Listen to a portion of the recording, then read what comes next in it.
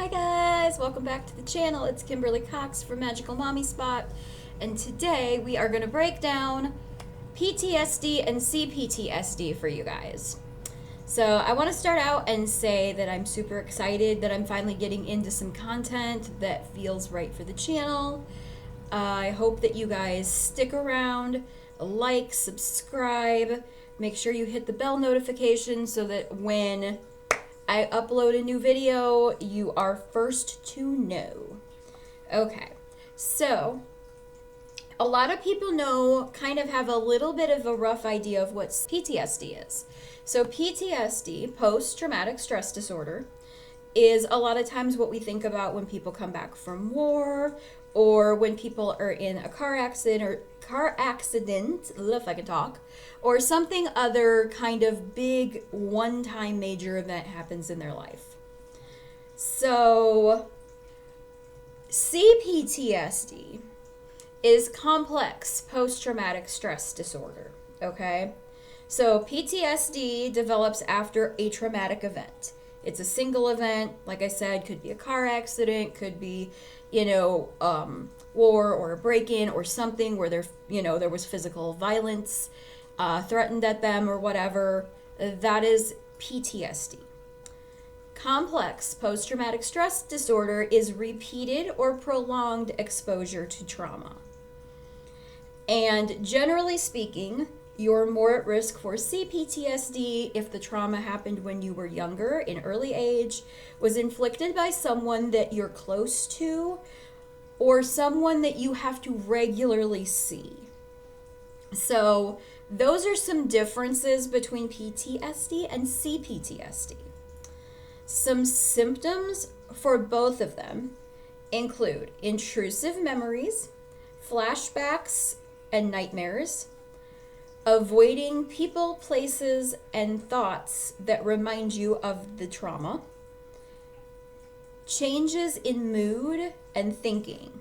For example, distancing yourself from people or having negative emotions, and feeling on edge or irritable, easily frightened, things like that.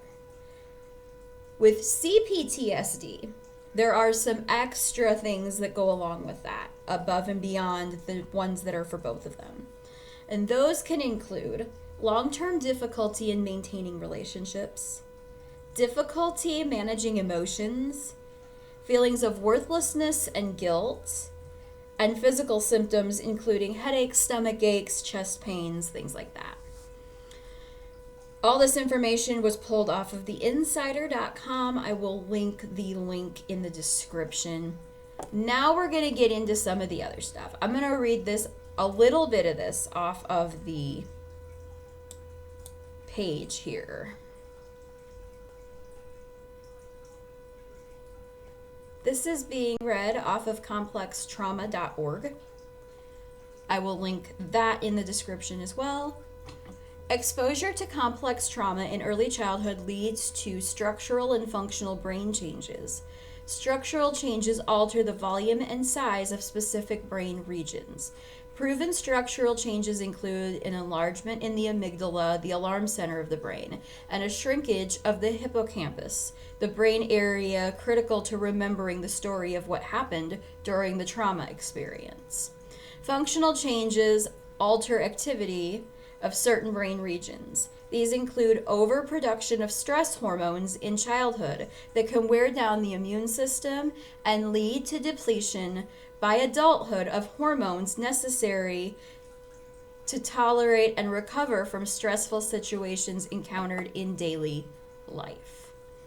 So this is what I want to talk to you guys about for a minute. I read you guys kind of the basis of it here for a minute. I think that there's a lot more people that deal with traumatic experiences, and possibly CPTSD than we even think. And I can say that because a lot of times there are people in this world that are just not able to adapt to things, not able to deal with things. And maybe you've had a traumatic experience, but you've never connected the dots that, okay, this trauma happened in childhood, this trauma happened over a prolonged period of time. I've been in fight or flight mode for an extended period of time. And when you're in fight or flight mode for an extended period of time, that's when those hormones raise, and that's when you have the trouble with getting the hormones and the chemicals in your brain that you're supposed to get as you get older, which kind of makes it harder for you to deal with normal stress, because you have this good stress, which is like, oh, like I have a deadline that I have to get this really cool project done by. And then you have the, bad stress, which is like, how am I going to pay this bill? Or what's going to happen when I talk to my significant other about this, that, or the other, whatever, those kinds of things. And then we have, in a lot of people who've experienced prolonged, especially traumatic events, you have this like bunch of stress in there that is just reliving the same thing over and over again. It's triggers, it's little things. It's when someone does the little things that just kind of bring you right back to that place, right back to that time. And sometimes we can push them away because we've been trained that, okay, this happened years ago. Like, you need to get over it. But the problem is, if we're not actively going through it and actually like engaging it, feeling those feelings and working through those feelings, if we're just shoving it away, that bump under the rug's like this, and you keep shoving stuff underneath it, and it's going to go up and up and up. And eventually, you're not even going to be able to get to the other side of that without having to jump. You're going to have to make some serious compensation to get to the other side. And I think we do that. And a lot of times we do that, especially when the trauma is not big in quotes. It's something like our emotional needs not being met as a child, and constantly being kind of shoved to the side and pushed to the side and told, well, I have to work and this is not important right now and you need to figure it out. And as we're told that and our emotional needs are not being met, that is a form of neglect, which is kind of training us that we're not important and that our feelings are not important, on top of us not getting those needs met, which is causing a level of trauma. And I'm not saying this to point fingers, because I myself know how hard it is as a single mom to balance work and house and kids and homeschooling and all of this stuff that I'm doing. Like, I get it. I 100% get it. And I'm not saying that anybody is in the wrong for doing it or whatever. Like, I get it. What I am saying is, we as adults, I think, a lot of times don't really realize that the experiences that we had as kids really do affect us into adulthood. And so with something like CPTSD, it does affect long-term like relationships in your life moving forward into adulthood. There is that lack of trust sometimes. There is that feeling of not being worthy because we kind of tend to blame ourselves when we don't know who else to blame. So, that being said, I want to talk a little bit about how it works in our house. Because CPTSD actually does rewire your brain, and it makes some things super difficult. It just does. And a lot of times I think we try to mask and we try to get through to the other side and be like, okay, we're gonna just power through this. We're gonna be all right. But at the end of the day, there's more to it than that. And we're still struggling and we still need the help. So one of the things that I have had to start doing is being very intentional about how I treat myself, okay? I was just talking to a friend the other day and I told her, I said, I think I'm just scratching the surface at all the ways that my trauma makes me react in certain situations. And because of that, I'm at this place where it feels very like you don't want to go, oh, well, I've been through these traumatic experiences, so, like I have an out. Like I don't have an out, but I have to relearn a lot of what you would call normal behavior, or healthy is a better term for it. I have to relearn a lot of healthy behavior because I have a lot of unhealthy coping mechanisms and a lot of unhealthy ways that I have dealt with things. And so to learn to do things the healthy way, it's scary. A lot of times it makes more stress happen, which kind of perpetuates the fight or flight thoughts and things like that. So I really have to be gentle with myself, because as I'm going through all this, I don't want to put myself into fight or flight every time I'm trying to be healthy, because that's not going to associate the right parts of the brain there. That's not going to rewire yourself in the right way.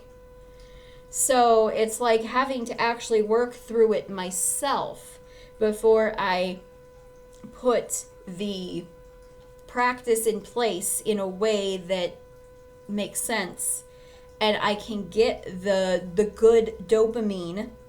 And that's one thing we will learn about when we talk about ADHD, because that is got a lot to do with dopamine. So I have to be very gentle with myself. And some people would think, okay, that's just ridiculous. You just move past it. Come on, you can't sit still. And it's not about sitting still. And that's what people need to realize. It's not about sitting still, but it's also not about plowing through, because if we plow through the stuff, we're not doing the inner work that we need to do to get to where we need to be. We're just overlooking it. We're bypassing it. And then we get to the next trigger point and we're not able to just glide around and flow through it. We're back to square one, triggered in the whole 9 yards again. And I think that that's a lot of why healing is a process, and it is an ongoing process. My brain will probably always be wired in a funny way in a lot of things. And I think there's something to be said for some things are not top priority to fix, and other things are top priority to fix when it comes to dealing with other people in interpersonal relationships. I think those things need to be moved up, kind of up to the top, because we have to deal with people in life. It's not healthy for us to just bury ourselves and isolate. I know I do that all the time, but it's not healthy. And it just leads to perpetuates more of a cycle of all of the negative stuff that you don't want going on.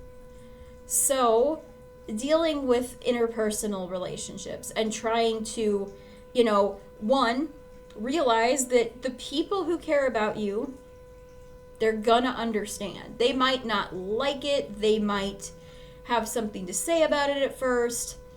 But if you're actively working on getting better with it, then if they're still giving you a lot of resistance and a lot of flack for it and stuff, I would consider maybe those are not your people, and maybe you need to find people who are not going to make you feel horrible while you're trying to get better, because that's not what we need during that situation. During that situation, we need people that will give us grace. We need people that will give us the positive feedback that we need, that will notice when we're making a difference, when we're changing, that we're getting healthier, and will bring that up and will tell us they're proud of us. Those kinds of things will get us going. Those kinds of things will say, okay, hey, this is all not for, this is all for something, not for nothing. So another thing that I have to do personally as a mom is to watch how I interact with my children. Because a lot of times as parents, when we've been through something, we have a harder time. We maybe go the opposite way or something, but a lot of times we have a really hard time having healthy relationships with people. setting those boundaries, making sure that we're, engaging in what we're supposed to be engaging in and not engaging in the things that we're not. So, playing with your children, having conversations with your children, doing fun activities with your children, not engaging in arguing or, super mega discussions and, debates and things like that can start to make that kind of get you going at a certain point. So, trying to do those kinds of things, making sure, and I will get further into it when we talk about ADHD, because there's an even bigger level on top of that I have to watch myself with. So it's not easy. But I think one of the things that has helped the most in our house is really getting down to basics, which I will talk about it in another video and go into detail with it. But Maslow's hierarchy of needs is huge. So knowing where the different levels are of needs and making sure that those base needs are being met in everybody in the house. And sometimes we have to put reminders places, and we have to remind ourselves, like, okay, it's not just your needs that matter. It's not just their needs that matter. Depending on how you're working, I think a lot of times with the ADHD thing, you kind of have all or nothing thinking, and autism is a lot the same way too. So there's this idea that, like, okay, I can either only focus on my needs or I can only focus on your needs, and it's a little difficult to juggle both. And I think a lot of times we get to this place where we give and give and give to everybody else, and then we have nothing left. So then we want to, take a break and take for ourselves for a little bit. But then we have to be reminded, like, we have to still give to, like, people that matter around us and stuff. And it's a balancing act, and it's a dance, and it's not always easy. But there are things that you can do. You can put Post-it notes around to remind yourself of things. You can make certain things triggers. So, if you don't eat a lot of times, but your kids are going to be hungry and they're going to say something, well, you can make sure that the food that you have in your house is good enough for everybody, and you can feed yourself while you're feeding your kids, and everybody gets fed at the same time, and then you're good. Maybe it's like showering and all that kind of stuff, where you just, like, you get everybody else done and you forget yourself, or you put it off for a little bit and then other things get in the way. Like, you can link certain things to other things. So when you do, like, I try to link my showers now to my workouts. So when I work out, after I work out, I relax for a few minutes and then I hop in the shower. And that's kind of my link up. So I want to do my workout because my workout gives me the endorphins that I need. And we'll talk about this in the ADHD one. See, they all, like, twist around. But I can link the other stuff. I can link the shower to doing that. And then I don't forget, or it doesn't get overlooked because I get busy with other things, because this happens, then that happens. And it just is. It's kind of how it goes. So that is my little talk about CPTSD and PTSD. I was diagnosed with CPTSD about 7 years ago. So my original thoughts on it were kind of, okay, yeah, I've been through trauma. We know we got to work through it. Okay, push it to the side. Let's move on. But the more that I've realized how much it affects my everyday life, and I have a couple of videos on how we, coming up on how we work it in the household, how everybody gets their needs met, and there's like a schedule sort of for everybody, and it kind of works for everybody. So it's definitely very different than what people would be used to, but it works for us. And everything gets done at the end of the day, so I'm not going to complain about it. Alrighty, I will talk to you guys later. I hope you guys have a wonderful day, and I'll see you guys on the next video.